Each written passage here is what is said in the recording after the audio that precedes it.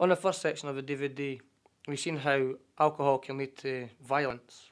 When I was attacked, the person was under a mixture of alcohol and ecstasy. This part of the DVD looks at the use of illegal drugs and the impact that it has on people's lives.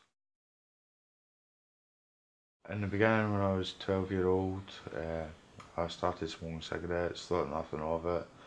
It was basically something to do, to hang around the fire escape at lunchtime or whatever. Around the same time, started drinking at the weekends, smoking cannabis. Thought nothing of it. It wasn't really affecting me that much. I was feeling a wee bit more lazy. When I started drinking when I was 13 years old, maybe for about this first 6 months it was only drink, and then I tried a bit of cannabis, a joint now and again. Gradually we'd buy it every night if we could. Me and my friends would chip in to get a bit. We'd sit down beside the water with our bottle of cider, bottle of Buckfast, whatever, have a few joints, sit and get stoned together. At first, smoking cannabis, I really enjoyed it. It made me happy, it made me chill out. The drink made me confident, but when I think about it now, the cannabis probably started to take that away from me again. Then you've got the other side that not having the money for it. I used to sell my PlayStation games to dealers and get a fraction of the price for like a bit of cannabis. If you're buying that daily, you're not going to be able to buy yourself clothes or anything like that and keep yourself looking good for the weekdays and all. So if you're working, it's got to take a lot of your money off your day if you're buying that every day. I'd smoke cannabis all day, and the whole day I'd be eating chocolate, just crisps, anything. The whole day, I'd be munching, as they say, and be eating all day. That made me put on a lot of weight. The chance of coming out there and getting caught for a policeman with cannabis in your pocket, and it means it's illegal, you're going to court, you could either get jail or you're getting fined for it. I know some people it's got paranoia, and I know I hang about with somebody that got paranoia, but you can't do any kind of work or any group work, talking to people or anything because of the reason he's smoking cannabis. Yeah, and then also the ecstasy can do the same thing, and that can lead to paranoia and nervousness and all that too, because he can think people are watching you and all that, again, on come downs and everything.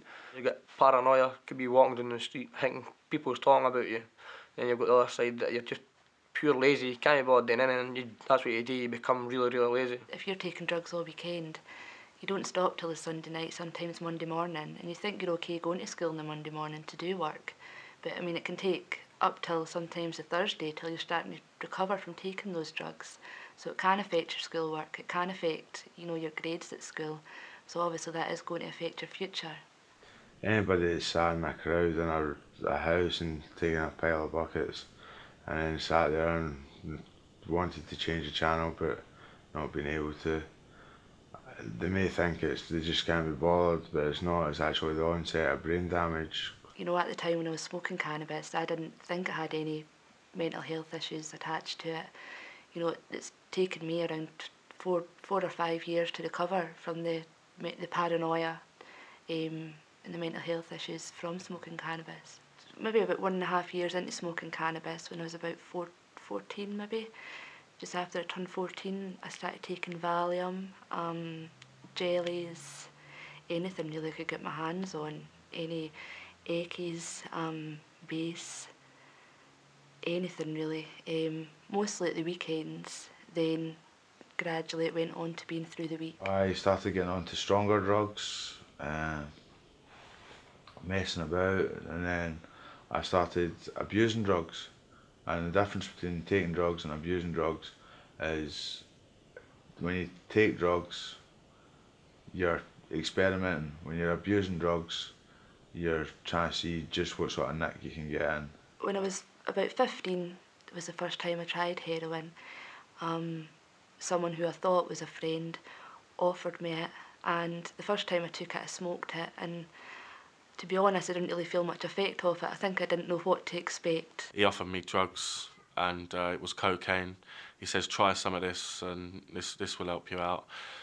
Like a fool, I tried it, and it certainly did change my life, but not for the better, for the worse. I took a lot of acid, and I had an episode where basically I had lost control, and it basically led to me needing permanently medicated for the rest of my life due to the fact that the drugs have damaged my brain because I put the wrong chemicals into my body. At the weekends, I started taking it to come down off my Eckies, or on a Monday morning to come down off my speed, along with some Valium to help me try and get to sleep. When I went to see the doctor and got taken to the specialist, I had schizophrenia. Basically, a lot of the voices and the things that I thought people were saying to me and getting down about weren't there at all. It was my brain reacting and basically like having flashbacks to bad times. And now I need permanently medicated. I get an injection every 2 weeks, and that's just to feel normal. And that's only from taking drugs that most people don't think anything of. I could wake up like shaking, not being able to hold the toilet in, physically being sick, coughing, my dad used to call it coughing, spluttering, like your nose is constantly running, you're constantly coughing, you're freezing, you've got 4 or 5 layers of clays on, and you get this wee wrap, tenor wrap, warm it up, put it on the foil, smoking away like 5 or 6 lines, and miraculously the goose pimples would go away. You're taking your clays back off, you're sitting there with your t-shirt on, a pair of jeans or something, you're happy as Larry. And you wake up in the morning and I just can't imagine, I don't know how I cope with it now, to wake up in the morning and feel like that. It's a horrible feeling to wake up feeling like that in the morning. You'll do anything to get your drugs. After 20 minutes, half an hour, the drugs would wear off. You'd have to go back and get more or take more, and you're back to square one again and take more drugs, and after they weared off and you're back to square one again. It doesn't matter how much you take, you know what I mean? There's never enough, never. Like I say, I lost everything. I was shoplifting. Anything I could do to get money, I would.